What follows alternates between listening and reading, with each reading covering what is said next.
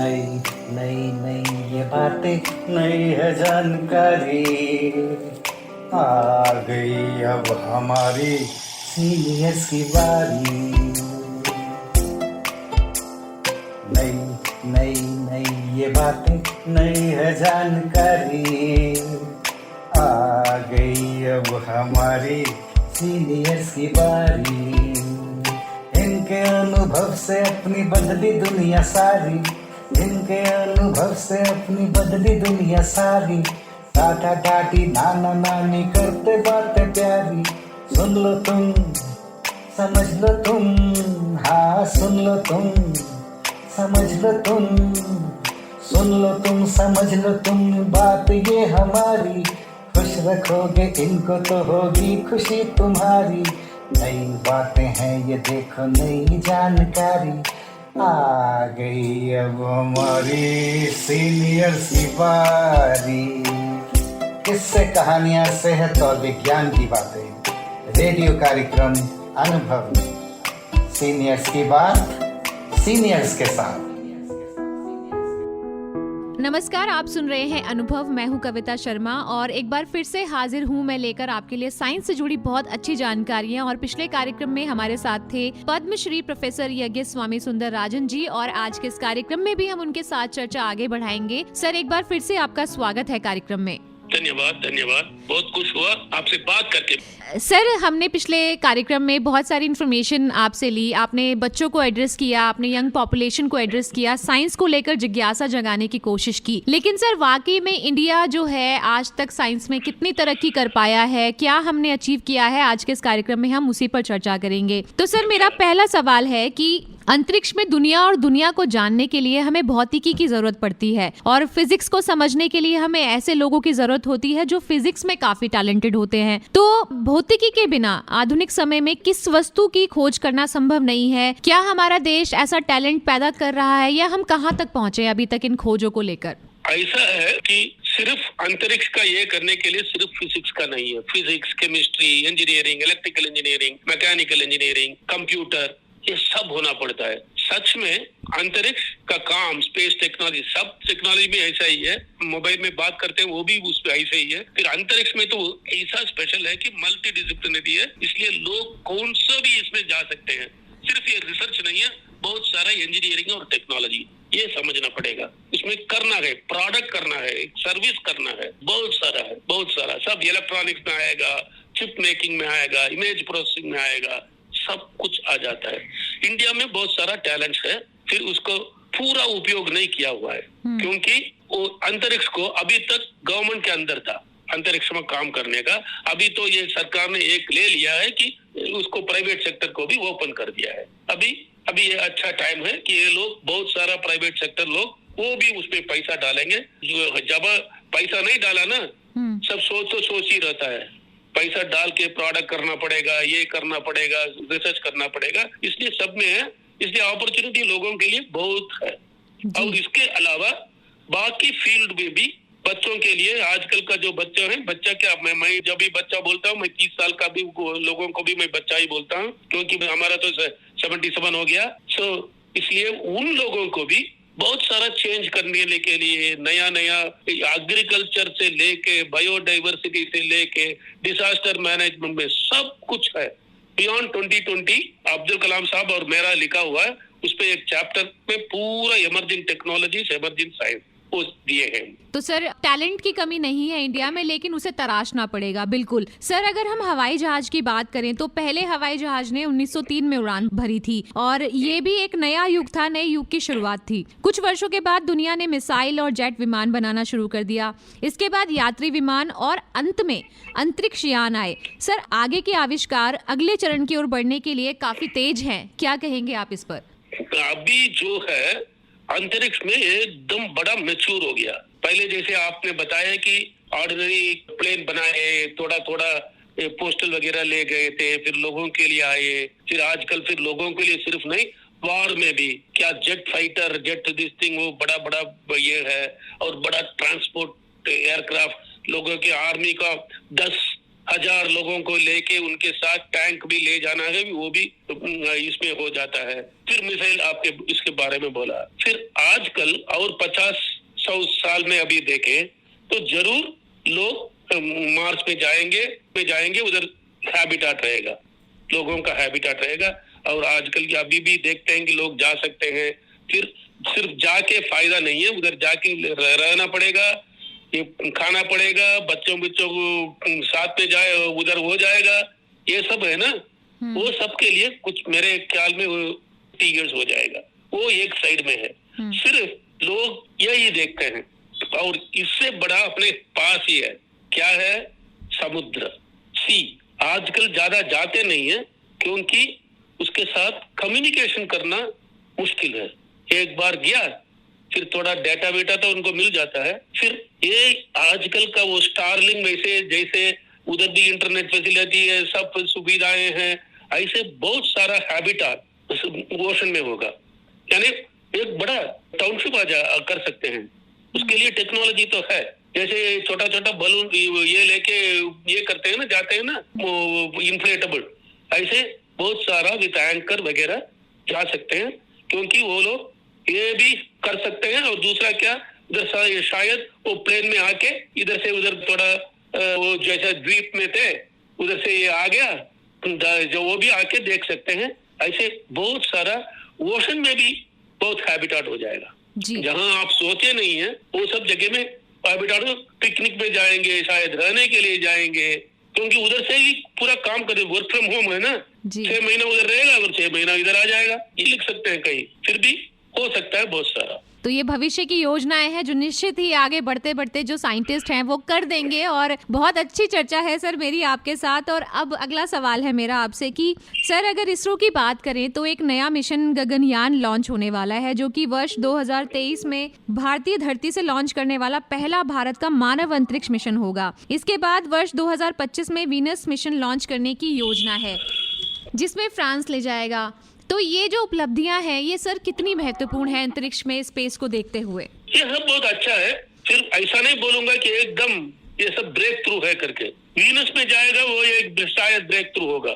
फिर वो गगनयान जो है, ह्यूमन तो अभी तो बहुत सारे 3-4 कंट्री बहुत अच्छी तरफ से कर दिए हैं।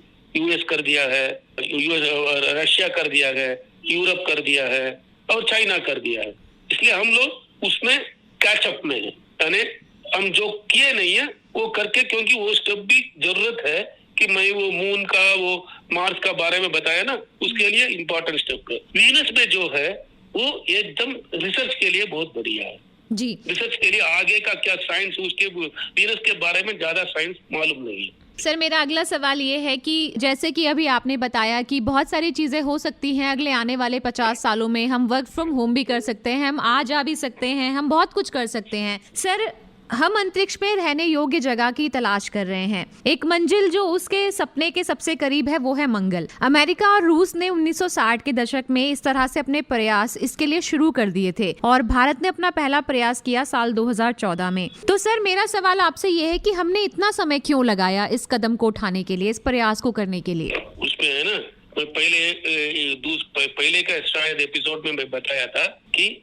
सब में पैसे की जरूरत है, क्योंकि इंडिया का इकोनॉमिक ग्रोथ 1991 तक बहुत हल्का चल रहा था, क्योंकि वो सोशलिस्ट इकोनॉमी वगैरह कर रहे थे। वो उनका एक आइडिया था। तभी तो ज्यादा बढ़ाया नहीं, जो वेल्थ क्रिएट नहीं किया तो तभी दे नहीं सकते हैं। सिर्फ दे दो अरे कितना तक दे सकते हैं। इसलिए वो 91 के बाद ये हो गया, तभी ज्यादा इकोनॉमिक एक्टिविटी, आर्थिक स्थिति भारत का अच्छा हो गया है। तो जो आर्थिक स्थिति तभी ठीक नहीं है, तभी भी हम अंतरिक्ष कर रहे थे। फिर क्या होगा, सबके लिए इतना है ना, थोड़ा थोड़ा बांट के देंगे, इसलिए पैसा ज्यादा खर्च नहीं हुआ उसमें। फिर अभी जो है वो आर्थिक स्थिति अच्छा हो गया, इसलिए ज्यादा पैसा देते हैं गवर्नमेंट। और उसके ऊपर अभी ने खोल दिए हैं कि प्राइवेट सेक्टर भी आके कर सकते हैं जी, जैसे कि अदर कंट्री में। जो इसलिए लेट है कि एक संक्षिप्त में बताया तो इसमें इन्वेस्टमेंट कम था क्योंकि अपना भारत का टोटल इकोनॉमी में देख के करना पड़ेगा। भारत का इकोनॉमी बहुत बढ़ेगा और ज्यादा बढ़ेगा और तेजी बढ़ेगा तो इसमें भी ज्यादा हो जाएगा। कुल मिलाकर जो साइंस में सर हम तरक्की करते हैं वो हमें लगता है कि कंट्री की उन्नति को भी दर्शाता है कि हम कितने उन्नत हैं। सर ऐसा कहा जाता है कि मंगल का जो वेदर है, जो वातावरण है वहाँ का, वो मुख्य रूप से कार्बन डाइऑक्साइड और कुछ नाइट्रोजन और ऑर्गन है। हालांकि इन तत्वों से वातावरण को संकुचित करके पौधों को उगाया जा सकता है। क्या ये जीवन के लिए किसी प्रकार की नई तरह की आशा है, कोई नया संकेत है? कुछ बताना चाहेंगे? ये है ना, बहुत सारा स्पेकुलेशन है। अभी कुछ हम नीचे से यानी जमीन से मार्स के बारे में और थोड़ा कुछ सैटेलाइट्स उसके राउंड गए हैं, 2-3 तो लैंड भी किए हैं, उसको वो लेके हम किए हैं। इसका ये है कि बड़ा हाथी में हम कितना हम पूंछ को पकड़ा कि पैर को पकड़ा, नहीं तो उसको बड़ा नाक को पकड़ा, टंप को, तो वो बोल नहीं सकते हैं। क्योंकि अभी जो कुछ नया रिसर्च आएगा, कहीं कभी आता है कि ऑक्सीजन नीचे है, वाटर नीचे है, ये सब ज्यादा ये लोग लैंड करके देखने के बाद, अभी तो नासा ने जो छोड़ दिया है उसमें से बहुत सारा इंफॉर्मेशन मिलेगा, उसके बाद ही इसके बारे में बात करना ठीक है, नहीं तो वो हो सकता है। सर एक सवाल है मेरा कि जैसे आपने शायद पिछले प्रोग्राम में बताने की कोशिश भी की थी सर, बहुत सारे लोगों को ऐसा लगता है कि जब हम चलते हैं तो हमारे साथ साथ तारे मूव कर रहे हैं, हमारे साथ साथ मून चल रहा है। ये सब कैसे होता है सर? ऐसा क्यों लगता है हमें कि चीजें हमारे साथ साथ चल रही हैं? आप सोचिए, आप ही सोच के इसका तो आपको जवाब मिल सकता है। आप ही है ना जी। ये है ना बादल के, देखिए बादल का ये है ना, वो ऐसे क्लाउड ऐसे मूवमेंट होता है, उसके अंदर के कभी कभी रनिंग में इसका ये है कि पूरा फिजिक्स का वो उसको एक्सटेंशन करके देखो ना, वो इतने दूर में है। तो पहाड़ का भी ऐसा ही है, आप पूरा एंगल में इतना छोटा सा हम देखते हैं, बड़ा दूर में, फिर इसलिए मैं आते भी फिर वो ज्यादा बढ़ता नहीं है, इसलिए ऐसा ये इल्यूशन है। वो तो मुंह नहीं होता है, हम भी नहीं मुंह, हम इधर दौड़ते हैं तभी लगता है कि हमारे साथ ऐसे आ गया, लेकिन वो वहीं रहते हैं जहाँ उनकी जगह है, वो वैसे ही वही रहते हैं।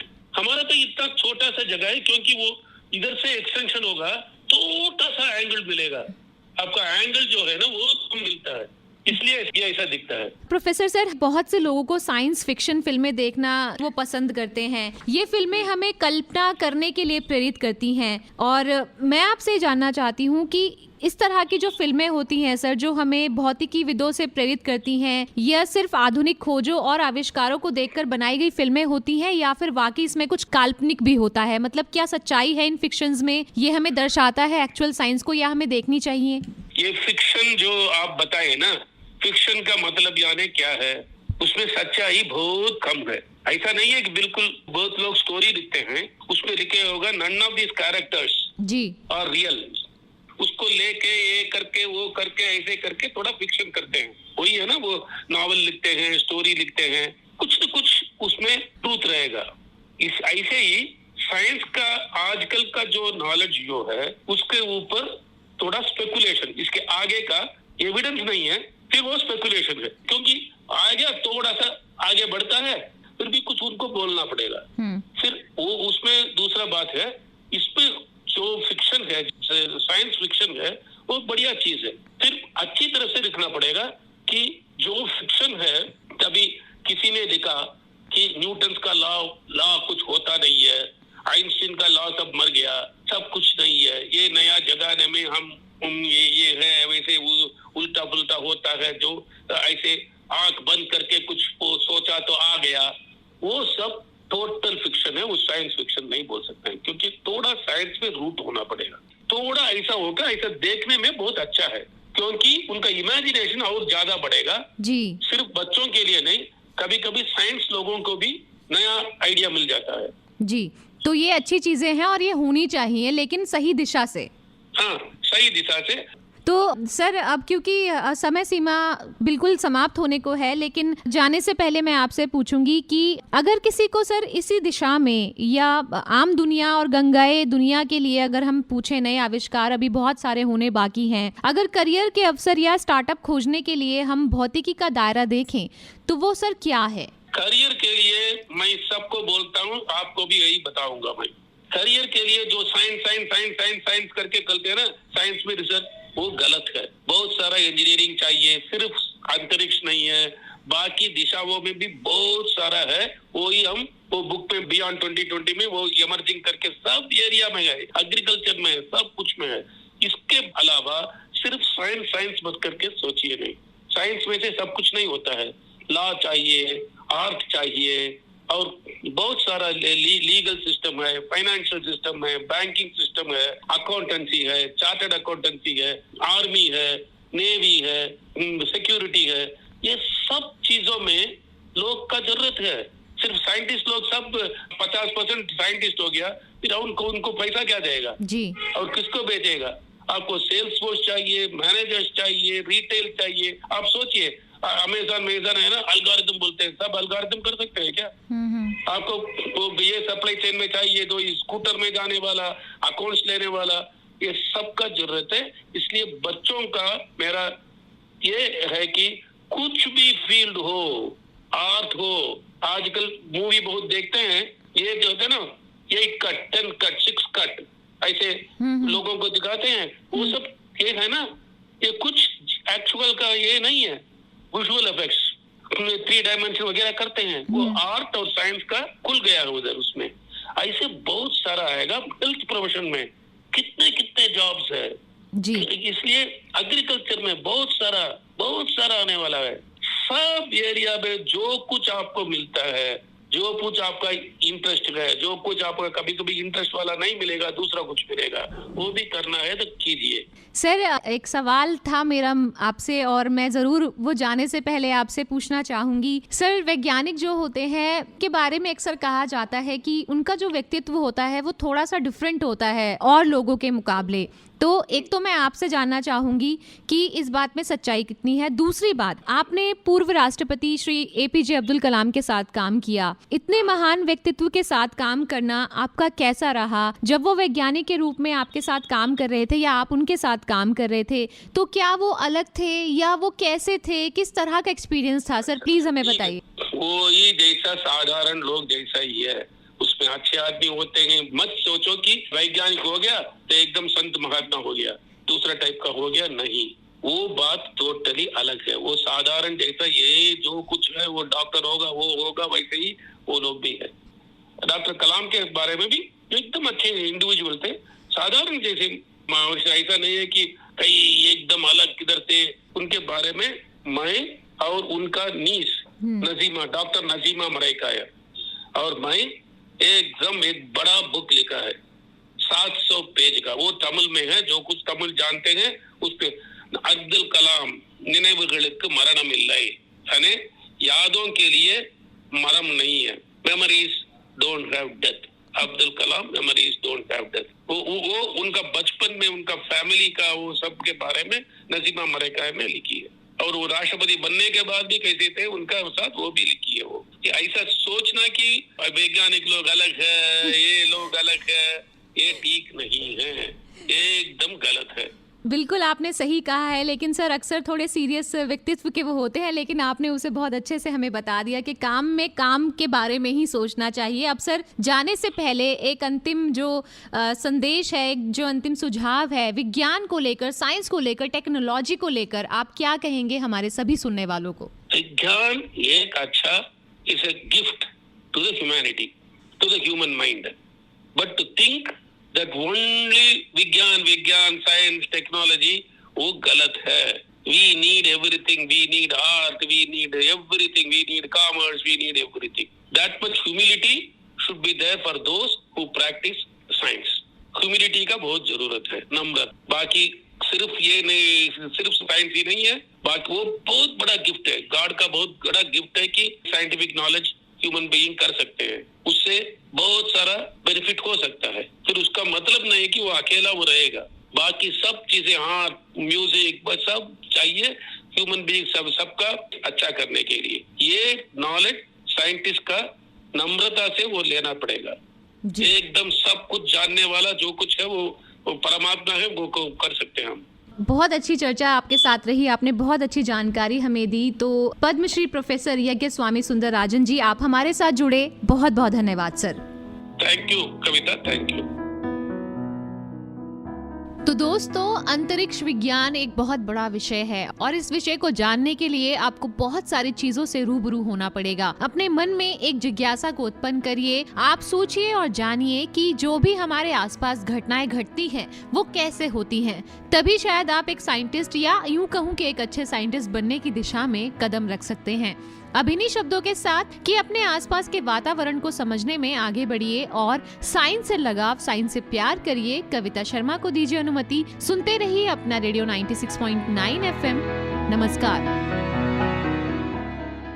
अभी आप विज्ञान प्रसार, विज्ञान और प्रौद्योगिकी विभाग, भारत सरकार एवं अलगप्पा विश्वविद्यालय कराईकुड़ू, तमिलनाडु के संयुक्त तत्वावधान में प्रस्तुत की गई वरिष्ठ नागरिकों के लिए ऑडियो श्रृंखला अनुभव सुन रहे थे, जिसकी रूपरेखा बनाई है डॉक्टर आर श्रीधर ने। इस श्रृंखला में ये कार्यक्रम आपने सुना अपना रेडियो 96.9 FM सामुदायिक रेडियो पर।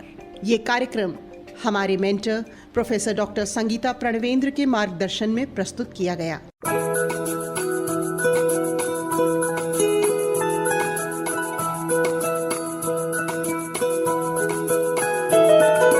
मेरी ख्वाहिशें, मेरे अरमान, मेरा बस यही सपना, जिंदगी में हर कोई समझे हम सफर मुझे अपना, अपना, बस अपना।